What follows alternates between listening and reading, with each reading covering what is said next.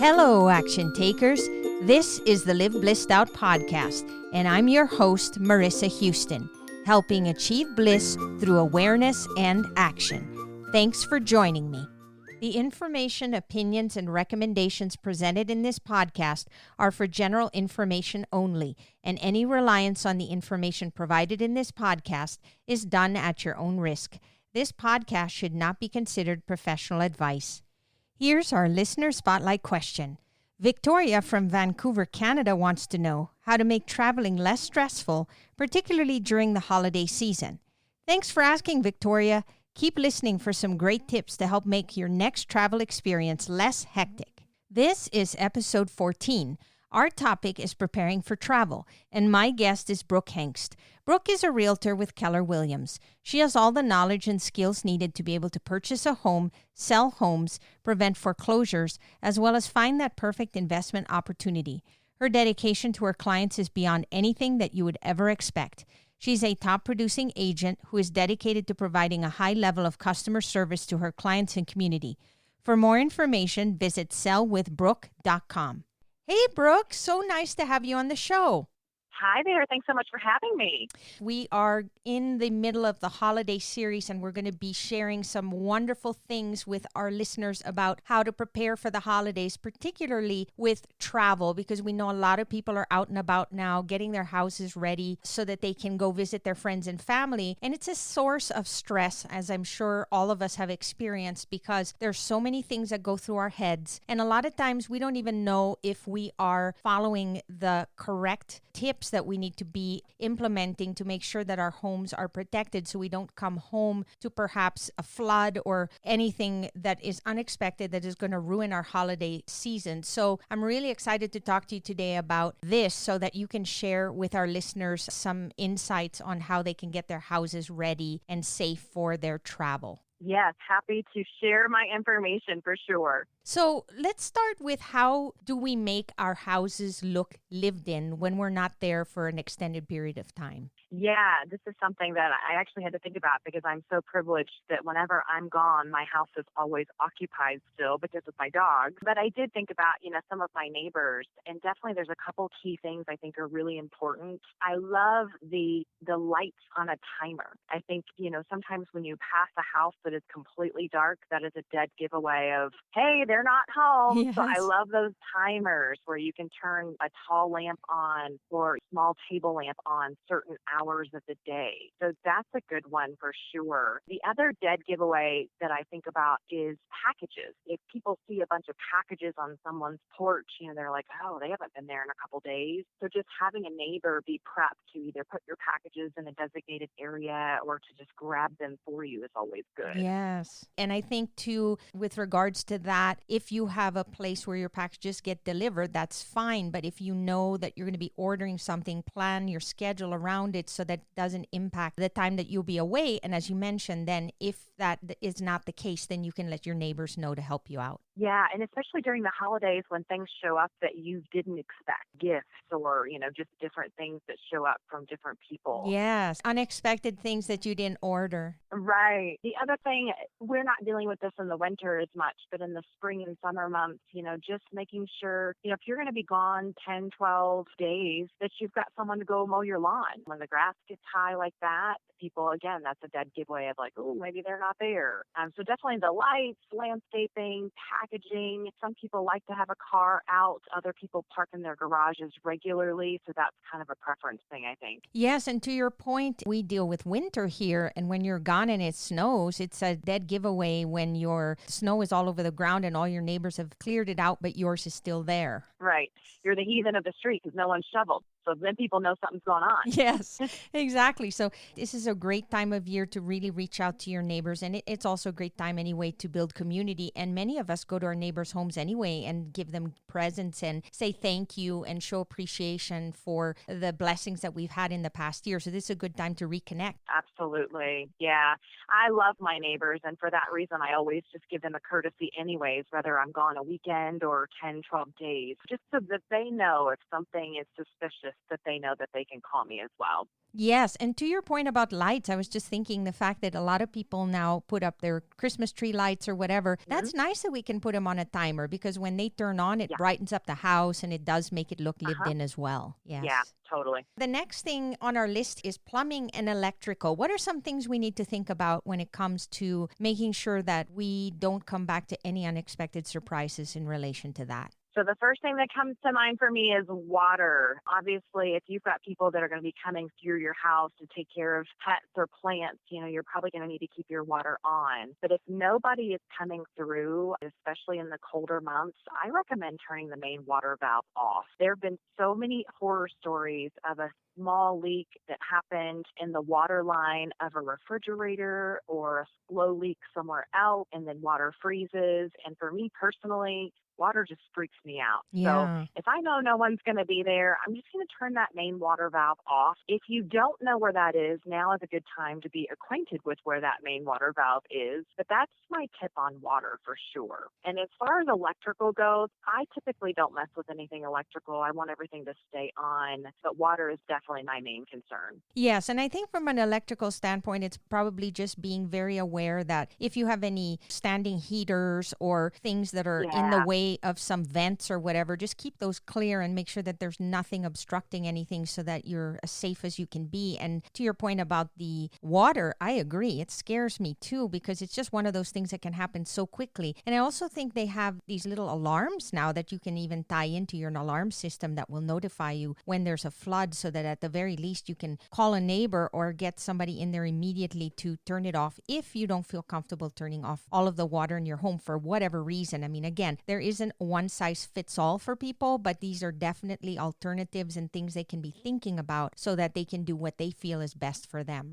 Yeah, and I'm glad you pointed that out because there are some really cool systems and alarms that you can put even in basements that will monitor the levels in your floor drain Yeah. so that if the water gets too high in a floor drain even, you're alerted. Because heaven Yes. forbid you have a sewer backup or anything like that. So I'm really glad that you pointed that out, Marissa. Oh, yeah, Brooke. And I recently actually just talked to a friend who told me that for absolutely no reason that she still cannot figure out, her toilet bowl just completely started flooding. Water Oh just no. started pouring out for no reason. She was gone for an extended period and it was severe damage to her home. And again, the craziest things can happen and we don't know Yeah, why. And so that's why it's really yeah. important to be as cautious as we can, especially when there's no one in the home for a period of time. Yeah. The other thing that I recommend on that front is just take a visual walk around your house, the exterior. Very rarely do we walk the exterior and look at our gutters and look at our window wells, but especially if you know you're going to be gone for a while and there is the chance that we could have snow or heavy rains, make sure the gutter downspout extensions are pointing in the right direction. Make sure the window well covers are not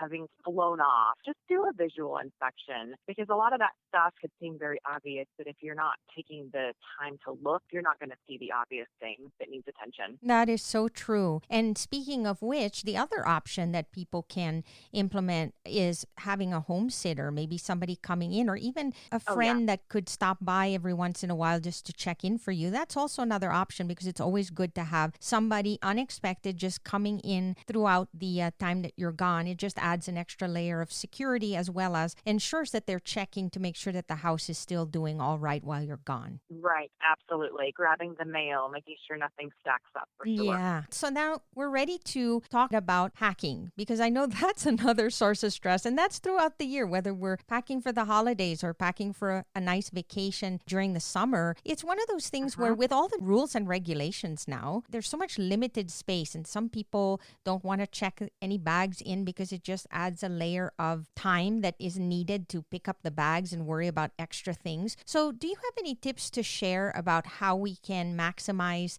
the space in the small bags that we have so that we have enough to wear without being stressed about the whole process? Yeah, a couple tips. And I, have changed my packing because I do travel a lot. So mine are a little bit more advanced. But when I started traveling regularly, and for me, it was with children, I would make a list. The week before I was leaving, I mean, it was very detailed. It may seem dorky, but it was down to how many dresses, how many tops, how many bottoms, how many pairs of shoes, and then it was onto the toiletry list. What toiletries did we need to bring? And it is different whether you're checking a bag or carrying on. I have shifted now now to where I carry on more frequently, but looking at, under 3 ounces, having your travel containers, or whether you buy travel toiletries. So really making that list the week before, I think will save you a lot of time when it does come to packing, because throughout the week I would realize, oh, do I really need 4 dresses? I'm only going to be there 3 days. Okay, I think I'll shrink that to 2. Do we really need this, or is that just an accessory that we like to have at home, and that's not something that we must have? So throughout the week, my list would change, and it would become what is essential and necessary versus what is a nice luxury of having with us. So that always helped. And then one little tip for the actual packing is I tend to roll all of my things. When I pack one bag that I need for me and the girls together, space is essential. So I like to roll my clothing, and I'm sure you could watch a YouTube video or check out the Marie Kondo method, but rolling everything really helps for space purposes. I absolutely agree. I do the same thing. And to your point, there's so Nice. many tools now. You can literally look up checklists for what you need to remind yourself about when you pack. And then, like you said, there are different videos out there to show you how to roll your clothes properly and make sure that you maximize the space. So there's just so many tools out there now that we can utilize that we never even thought about. That's helpful to make sure that it eliminates unnecessary stuff. Because again, when we bring more things and we don't plan ahead, it's just more things we have to worry about. And then if you're going to shop wherever you are, you got to leave room for space to come back, for things to come back. That's the other right. thing that I'm big on in my packing is bags. I have a bag for toiletries. I have different Ziploc bags for different categorized items in my suitcase. Not to mention, a good Ziploc bag can save you from any spillage if something were to spill in your bag. So I am big on that and just having different coordinated things together in a bag. I carry on most of my electronics, my laptop, my iPads, things like that, but all the charging cords, I don't necessarily need those for the travel day, so I'll put all those in one designated bag together in my suitcase. That helps me. Yes. And they have all these travel size things now. And so what I found is that I get a little bag and I put travel size things in there that's just for when I travel. And then it's totally separate from the stuff that I use on a daily basis. That way, when I have to pack, I don't have to pull anything out from the house. It's already in there, ready to go. That's what I use. And then when it gets low, I just replenish. That is perfect. And I do the same. I have a separate toiletry bag that is all for travel. It's the same stuff I use. It's just designated for travel. That way I don't have to go and raid my bathroom in the morning, which I still sort of do sometimes for my own stuff.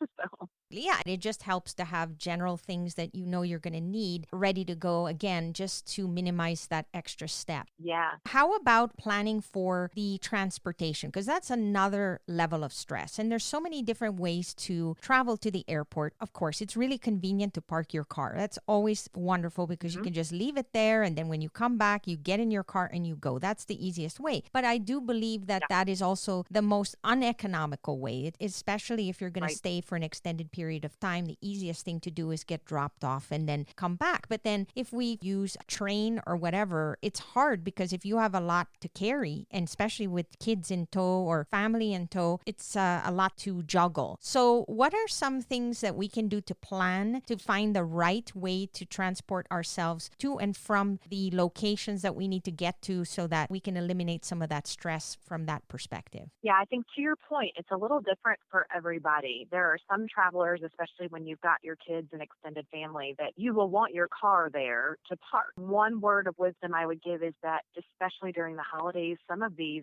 off-premise parking lots do get filled. So I would make a reservation for that. I would make sure that if you are parking somewhere, your spot is held and confirmed, and there's not going to be an issue where you are getting to the airport and trying to circle around and find a parking spot, because that can be super stressful. That is so true. If you're parking off-site, I would allow yourself probably an extra 30, 45 minutes of time just to get the car parked and get to the airport on one of those shuttles. Oh, yeah. And after you park your car, they still need to deliver you to wherever you need to go in a lot of these airports. And have you noticed that they have the covered and the uncovered? And when it's uncovered, I get concerned, particularly if you're in a place where it might hail or there might be a strong storm, because that could also damage your car because there's no protection while you're gone. You don't know what kind of weather you're going to be dealing with. Exactly. And with that in mind, I personally have actually started just being dropped off. I just use one of the local car services, but having that actually saves me a decent amount of time, especially if you are carrying on your bag and not checking a bag. You can check in from your mobile phone. You can have your boarding pass on your phone as well, and literally just get dropped off on the curb, go straight down to security, show your boarding pass and your ID, and get right to your gate. So that's been a huge time saver. Yes, it's so Oh, yeah. convenient. Yeah. And speaking of which, Yeah. important documents. I cannot tell you how many times I've heard people get to the airport and they forgot their passport, their driver's Oh, license. no. It's Yep. crazy because they're so worried about all the other stuff. And then they get there and they're like, Yeah. oh, I need documentation. What am I going to do? Right. That is scary.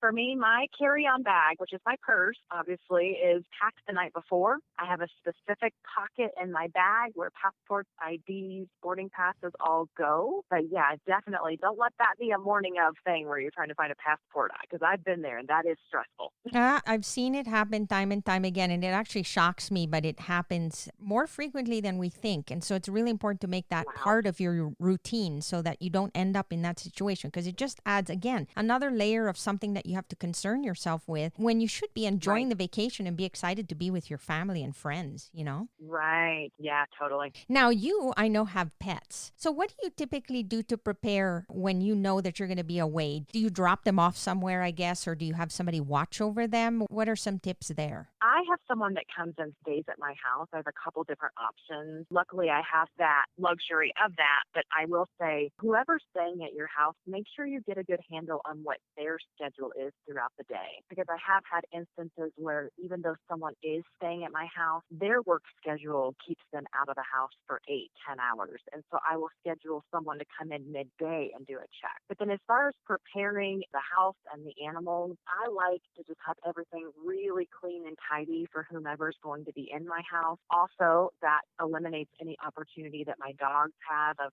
pulling something out, dragging something off the counter, that type of thing. But I just make sure the dog food is stocked, the water bowls are cleaned, everything is out and easily accessible to be able to care for the pets while I'm away. That's so important, because then you don't want them searching all over the house for where's the pet food, where's the leash, where's Right.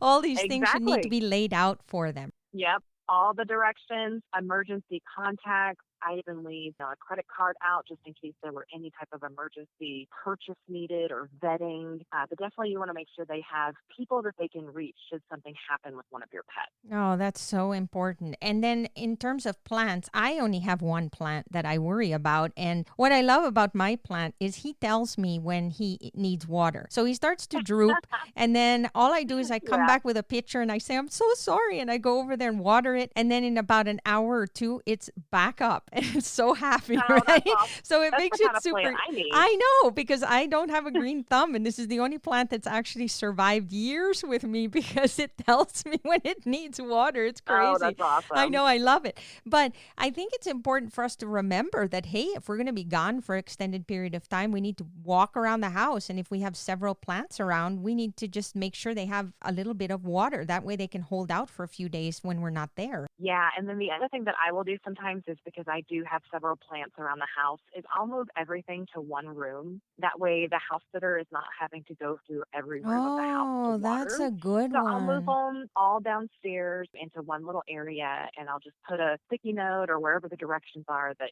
these should be watered on Monday and Friday. And I try to keep it simple. We're not having to water this plant on this day and this one on another day. And then I will usually soak them pretty well right before I leave. That way, heaven forbid, if the house sitter forgets, at least they were thoroughly soaked right before I left. Yes. Oh my goodness. Those are wonderful tips I didn't even think about. Yeah, because I trek all around and just Yeah. make sure that all the plants are taken care of before you leave. And then, like I said, Yeah. it's really important to just know your plants and what kind of watering frequency they have so that you're not leaving them dry when you're gone. And especially, again, it all depends on how long you're going to be away. But if you're away for a week or so or even more, then Yeah. it starts to impact the poor plants. Well, in the spring and summer, your house plants too, outside on the patio. I can remember years ago, I bought these beautiful plants, had everything in beautiful pots outside, and then we left for a week, and they were just torched. They were dead when I came back. Oh my I forgot goodness. about them. I Yeah. forgot to tell anybody, oh, the outside plants need water too. So Yes, I know we've definitely all check been out what through you've it. got on your back patios. Yes, check all of them. I know I do the same thing. I forget and terrible. Yeah. So, yeah, again, it's part of the checklist. And so anything we Uh-huh. can do to remind people of the things they can cover is going to be helpful. And I would say the last thing on our list here is the kitchen area and particularly trash, because I know, for example, a lot of times we forget that we fill the trash Uh-huh. can and we might have put, for example, chicken bones or something in there that we've Yeah. eaten the night before. And then you come back from the trip and it's horrifying to say the Your whole house least. smells like chicken bones. Yes, yes, exactly. Yeah, that's for me. It's part of that just clean up before I leave. And again, I'm probably on the extreme side of type A, but I like for every trash can to be emptied, a new trash bag to be put in there, and just for the house to have a clean start while I'm away. Because you're right, you leave the wrong thing in there for a week, 10 days, and it is smelly and molded, and you come back to a house that reeks. Oh, it's And you not don't want pleasant. that. Yeah, you don't want So that, just, especially and after holidays, you know? right. And then the other thing that I always think about is what I come home to. If I left the house clean, then I don't have to come home exhausted after a trip and clean the house and empty the trash can. So I think about it on the other side also. Yes, 100% agree. And the thing is, what I do when I get back too is I just take the luggage and most of the clothing in there is dirty. And so I just literally throw everything in the laundry and just immediately Yep. wash everything, just empty it out and wash it. And then in no time at all, it's as if you never left. You can do it so quickly, but you just Right. have to be very systematic in how you handle it. And speaking about trash, the other thing is to keep in mind when trash pickup is, because you want to make Yeah. sure that if you're going to miss the window when they pick up the trash, that you account for that and you don't leave your garbage can or your recycling bin out in the street the whole time that you're gone, because again, that's another red flag for people to know that there's nobody home. Absolutely. Yeah, very good point. I was just thinking ahead, sometimes people, if they don't travel a lot, it can be stressful even figuring out where's the luggage, where's the suitcase. So I actually have my guest room closet designated as the travel closet where all the suitcases live. My kids have their book bags that we take to travel. There's certain bags that have only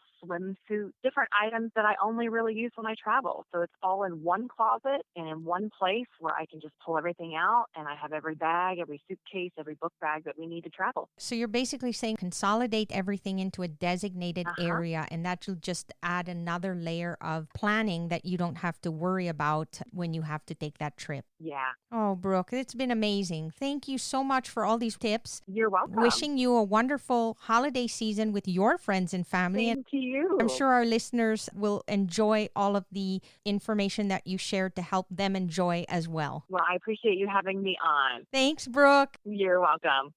So, what's your least favorite activity when preparing for a trip? Send us a tweet at LBO Podcast. Thanks for listening, and thanks to Brooke Hengst for being my guest. If you find value in our show, please visit liveblissedout.com to reach out, subscribe, and share on social media. This show is made possible through listeners like you. Thank you. So long for now, and remember to keep moving forward.